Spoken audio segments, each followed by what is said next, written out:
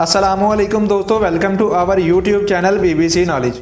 भारत और पाकिस्तान में बढ़ती हुई कशीदगी खित्ते के अमन को बुरी तरह मुतासिर कर रही है।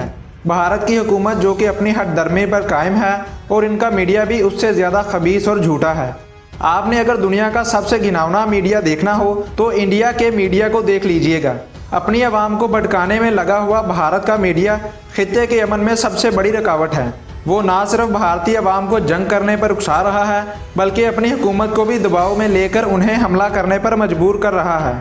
ऐसा है भारत का झूठ पर मबनी मीडिया। जबकि आपको पाकिस्तान और भारत में लाखों लोग ऐसे मिल जाएंगे जो जंग करने पर राज़ी नहीं। सिर्फ यही नहीं, हर अकल रखने वाला इंसान जंग से इज्तनाब चाहता है। लेकिन जिस तरह भारतीय हुकूमत और उनके मीडिया का रवैया है, ये आज नहीं तो कल जंग करवा कर ही रहेंगे। और इस बार जंग फौजियों के दरमियान नहीं बल्कि न्यूक्लियर बम के जरिए होगी, जो दोनों ममालिक के लिए किसी अजाब से कम नहीं होगी। पाकिस्तान जो हर बार अमन की पेशकश करके भारतीय हुकूमत को मुज़ाकरात के टेबल पर आने की दावत देता है, और पाकिस्तान ने खुले अल्फाज में न्यूक्लियर जंग को मुस्तरद करते हुए कहा है कि पाकिस्तान किसी किस्म की जंग नहीं चाहता, लेकिन अगर हमें जंग करने पर उकसाया गया तो हम तब भी किसी किस्म की कार्रवाई से पीछे नहीं हटेंगे। लेकिन क्या होगा अगर दोनों ममालिक में एटमी जंग छिड़ गई तो? अगर दोनों ममालिक ने एक दूसरे पर एटमी बम गिराए तो हालात कैसे होंगे, चलिए पता लगाते हैं। अगर एटमी हमला हुआ तो पॉइंट 1 जहां न्यूक्लियर बम गिरेगा, इसके 2.5 किलोमीटर के एरिया ख़त्म हो जाएगा। इस 2.5 किलोमीटर के एरिया में मौजूद बिल्डिंग्स, स्कूल, कॉलेज, अस्पताल, इंसान सब कुछ भाप बनकर उड़ जाएगा। ऐसा महसूस होगा जैसे यहाँ कुछ था ही नहीं। जहाँ न्यूक्लियर बम गिराया जाएगा, इससे 5 किलोमीटर की दूरी पर जो लोग इस एक्सप्लोजन को देखेंगे, सिर्फ देखने से ही उनकी आंखों की बिनाई चली जाएगी। स्टेज 2 जहाँ न्यूक्लियर बम गिराया जाएगा, वहाँ से जो कार्बन का धुआं निकलेगा उनमें रेडियो एक्टिव रेडिएशंस होंगी। हवा का रुख जिस तरफ होगा, रेडियो एक्टिव रेडिएशंस इस तरफ तेज़ी से बढ़ती जाएंगी, और जहाँ जहाँ रेडिएशंस फैलती जाएंगी वहाँ स्किन कैंसर और दूसरी खतरनाक बीमारियाँ जन्म लेना शुरू कर देंगी।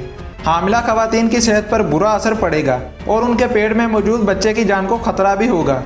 स्टेज 3 बम गिराए जाने वाली जगह से उठने वाला धूल और कार्बन के काले बादल, जिनमें रेडियो एक्टिव रेडिएशंस के अलग अलग इनासर होंगे, वो ऊपर जाकर खतरनाक बारिश के रूप में ज़मीन पर दोबारा से पहुंचेंगे, जो हर चीज़ को तबाह बर्बाद कर देगी। पाकिस्तान और भारत में छिड़ी न्यूक्लियर जंग में कम से कम 5 न्यूक्लियर बम धमाके होंगे, और अगर ये 10 न्यूक्लियर मिसाइल इस्तेमाल हुए तो पूरी दुनिया न्यूक्लियर एटॉमिक में चली जाएगी।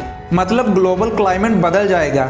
न्यूक्लियर बादल की वजह से सूरज की रोशनी ज़मीन तक नहीं पहुंच पाएगी और ज़मीन का दर्जा हरारत एकदम से नीचे गिर जाएगा, जो पिछले 1000 सालों में गुजरे हुए दर्जा हरारत से भी कम होगा। इससे खेती बाड़ी का निज़ाम तबाह हो जाएगा। दुनिया भर में जंग के बाद ज़मीन सूखी पड़ जाएगी। स्टेज 4 पूरी दुनिया में कहत का खतरा पैदा हो जाएगा और मुख्तलिफ ममालिक की लड़ाई सिर्फ खुराक हासिल करने पर लड़ी जाएगी। ख़ास तौर पर पाकिस्तान और भारत में भूख और गरीबी बढ़ जाएगी। लोग एक दूसरे से खुराक के लिए लड़ाई करेंगे।